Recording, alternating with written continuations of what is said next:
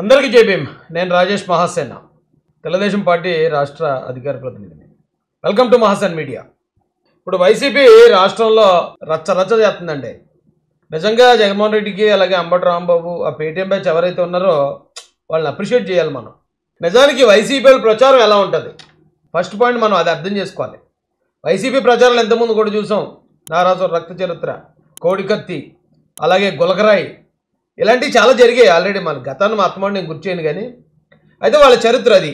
కానీ మనం ఇంకొక స్ట్రాటజీ కూడా తెలుసుకోవాలండి. ఇప్పుడు మనం చిన్నప్పుడు చదువుకునేటప్పుడు మ్యాథ్స్ చేయాలంటే దానికి సూత్రాలు ఉంటాయి. ఆ సూత్రం వేస్తే తప్ప దాని ఆన్సర్ రాదు. అలాగే వైసీపీలో ఏది చేసినా కొన్ని సూత్రాలను బేస్ చేసుకొని చేస్తారు. ఆ సూత్రం ఏంటో మనకు తెలిసిపోయింది అనుకోండి, ఏ వైసీపీ చేసే ఇలాంటి ప్రచారాల గురించి మనకు ఒక ఐడియా వచ్చేస్తుంది. అది ఎంతవరకు కరెక్టు ఎంతవరకు అబద్ధం అనేది వచ్చేస్తుంది. ఇంతకీ ఆ సూత్రం ఏంటనేది చెప్తాను చూడండి మీకు. ఇది వైసీపీ సూత్రం. ఇది ఒకసారి ఈ ఫోటో చూడండి, పక్కన ఉన్న ఫోటో. ఎంత భయంకరమైన జీవిని మీరు ఎప్పుడైనా చూసారా? నేనైతే చూడలేదు. ఏట్రా బాబు ఎంత దారుణంగా ఉంది, ఇది ఏమన్నా మార్పింగ్ ఏమనుకున్నాను ఫస్ట్. లేదా ఏ మనుషులు తినేయడానికి చైనావాడు గట్టి ఏమన్నా ఈ జంతువుని తయారు చేసి జనాల మీద వదిలేస్తాడా అనుకున్నాను. అయితే వైసీపీ ఏది చేసినా భూతద్దంలో చూపిస్తుంది. భూతద్దంలో చూపించడాన్ని ఇప్పుడు కొంచెం ట్రెండ్, మన ట్రెండ్కి వచ్చేటప్పటికి జూమ్ చేసి చూపిస్తున్నారు అంటున్నారు. అంతే కదా, జూమ్ చేయడం అంటే భూతద్దం కన్నా ఒక లిమిట్ ఉంటుంది. ఇప్పుడు ఏదైనా ఒక వేలు దగ్గరికి భూతద్దం పెట్టి చూస్తే ఎంత లావు అయ్యేదాకా చూపిస్తుంది, ఇంకా అంతకు మించి చూపించలేదు. కానీ జూమ్ అలా కాదు. అయ్యి బాబు ఇప్పుడున్న లెన్సులకే చంద్రుడిని కూడా జూమ్ చేసి చంద్రుడు ఏముందో కూడా చూపించేస్తున్నారు. వైసీపీ కూడా ఏదైనా ఒక సమస్యను అలా జూమ్ చేసి చూపించదు. అయితే మీరు అడగొచ్చు, జూమ్ చేసి చూపించినా అదే కనపడుతుంది కదా రాయేష్, అక్కడ లేనిది ఏం కనపడదు కదా అని. అయితే జూమ్ చేసి చూపించడానికి మనం జనరల్గా చూడడానికి ఉన్న తేడా ఏంటి, ఆ తేడా ఒకసారి చూడండి.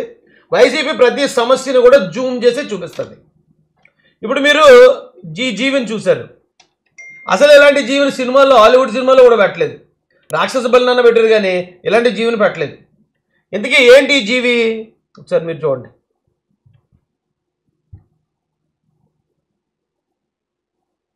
అదిగో. అంటే మనం గనక ఒక చీమగారిని తీసుకుని దాన్ని గనక మనం జూమ్ చేసి చూసామంటే దాని రూపం ఎంత భయంకరంగా ఉంటుంది. అర్థమైందండి మీకు? జూమ్ చేసి చూపిస్తే ఎంత ఘోరంగా ఉంటుంది. ఇప్పుడు మనం ఆ జూమ్ చేసి అలా చూసినప్పుడు అది ఎలా ఉంది, రాక్షస బలిలాగా ఉంది. అమాంత ఊర్లు తినేసేదానిలాగా ఉంది. కానీ వాస్తవానికి వచ్చేటప్పటికి దాని సైజ్ ఎంత కదా. జూమ్ చేసి చూపించడం అంటే అంత ప్రమాదం ఉందండి. మీకు ఇంకొక ఎగ్జాంపుల్ కూడా చూపిస్తాను రండి.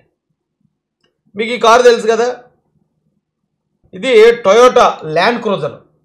దాదాపు 3 కోట్లు ఎంతో ఉంటుంది కారు. ఆ కారు నాకు తెలిసి ఇక్కడ జగన్మోహన్ రెడ్డి వాడతాడు, అక్కడ కేసీఆర్ వాడతాడు. 3 కోట్ల రూపాయల కారు, చాలా హెవీ కారు. ఇక్కడ మనం ఈ వీడియోలో మీరు ఆ కారుని చూడండి ఒకసారి. మా ఇది ఆఫ్ రోడ్ కూడా వెళ్ళటం చూపిస్తున్నాడు మనకి ఈ వీడియోలో.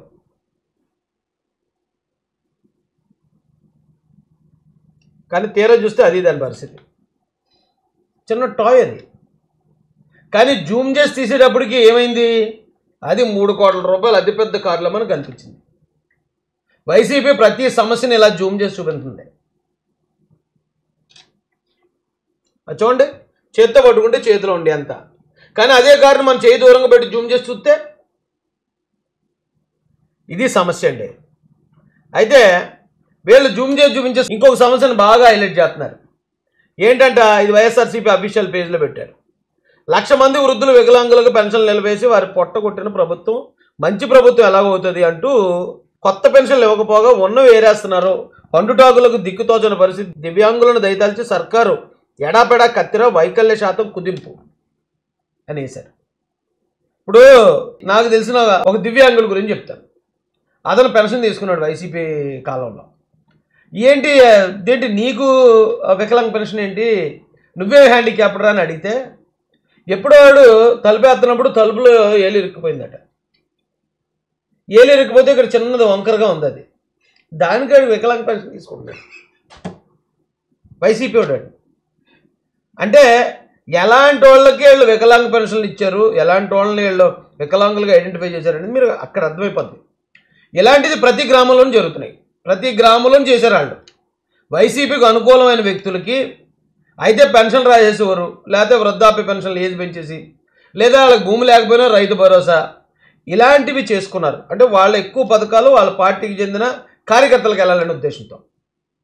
మరి ఇప్పుడు తెలుగుదేశం పార్టీ కూటమి ప్రభుత్వం వచ్చిన తర్వాత కూడా ఆ వైసీపీ కార్యకర్తలకి నెలకు 6,000 ఇచ్చి మేపమంటారా?